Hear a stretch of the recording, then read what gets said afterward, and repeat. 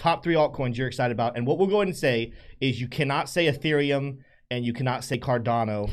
We talk about those every single day. Do you have other coins that you're excited about? If those are the only 2 you're excited about, we'll go into those ones. But if you have others that you also like, let's cover some of the other ones.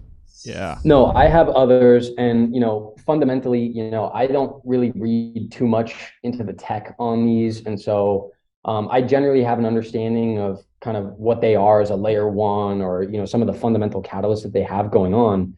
But I don't necessarily know if these really have too much of a long-term thesis, right? And so for me, I really want to approach this from a trading perspective, from a technical analysis perspective. What is price telling us? Because once again, markets are forward-looking pricing mechanisms. And so they're going to bake in all fundamental catalysts, all known news and information about any given asset, and price is going to boil that down. So price, in my perspective, is the most pure indicator that anyone can have, because it's discounting all future known events and the potential for unknown events, right?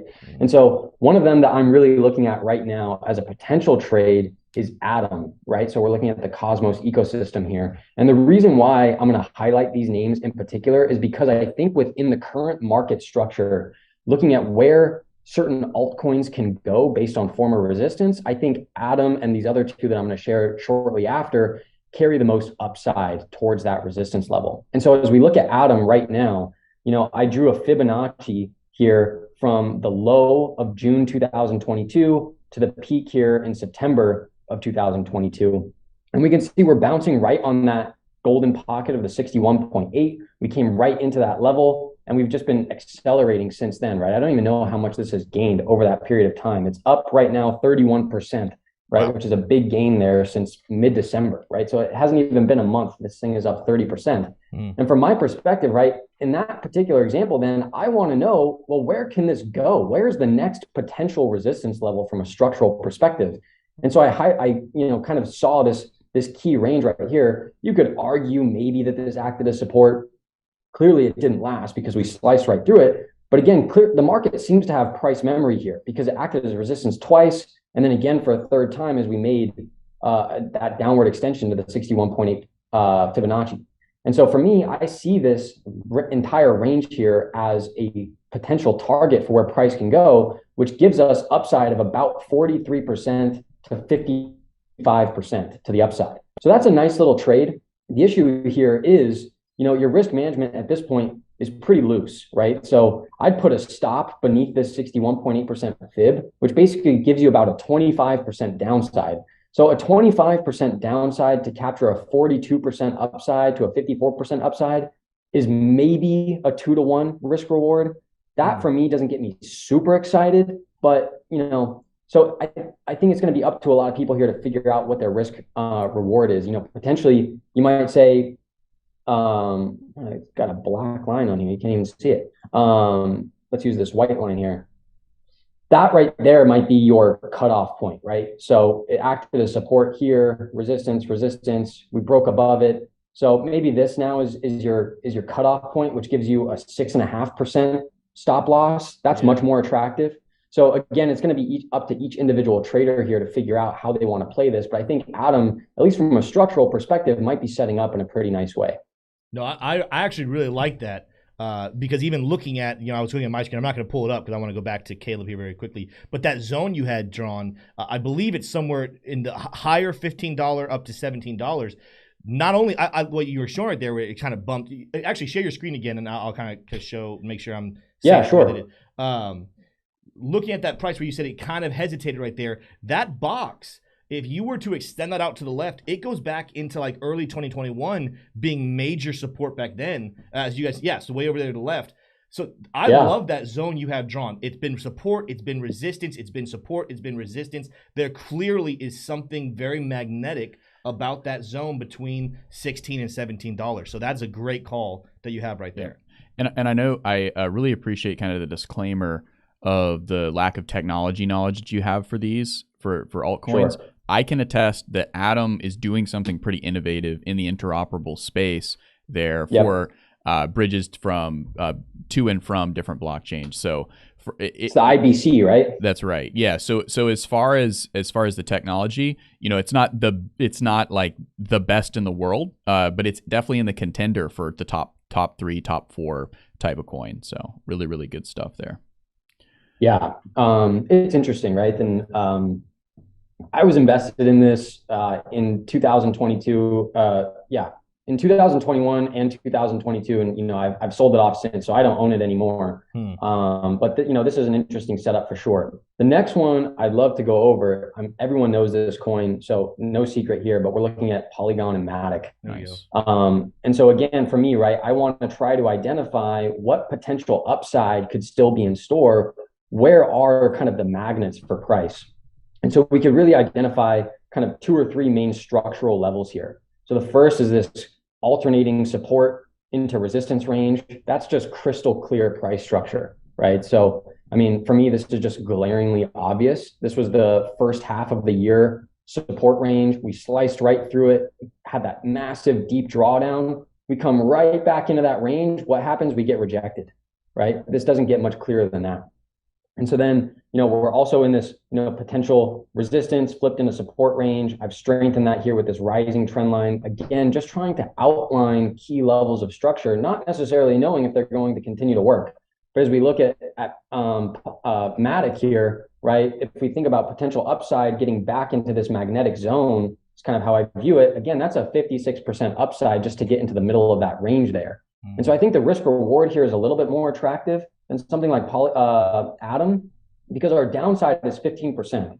So if you're risking 15% to make 55, that's a much more, that's over a 3-to-1 risk reward ratio on that. And so for me, that's where I start to get interested, thinking about price structure analysis and a potential trade here. So I certainly have my eyes on Polygon. The closer we get back down to this green range, the more attractive that risk reward becomes. That's right. Right. Mm-hmm. So in a lot of ways, I'm hoping we get another pullback here down to like the 81 cent, 80 cent range, because that's where my ears would start to perk up. Right now we're trading at 85.5 cents.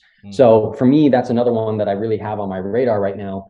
Fundamentally, I think Polygon has probably been one of the biggest winners during this bear market. All the different partnerships that they've had with Starbucks. I think they did something with Nike or Adidas, Disney. So from a fundamental standpoint, they're building really key and critical relationships with massive top companies in the United States. So that kind of convergence between, the traditional economy versus the crypto economy seems to be coming together on the Polygon ecosystem. Cool. Yeah, that's a great assessment, and I couldn't agree more. That's awesome. Well, did you have a third one that you liked as well? I did, and this one is probably the riskiest. Let me pull this up.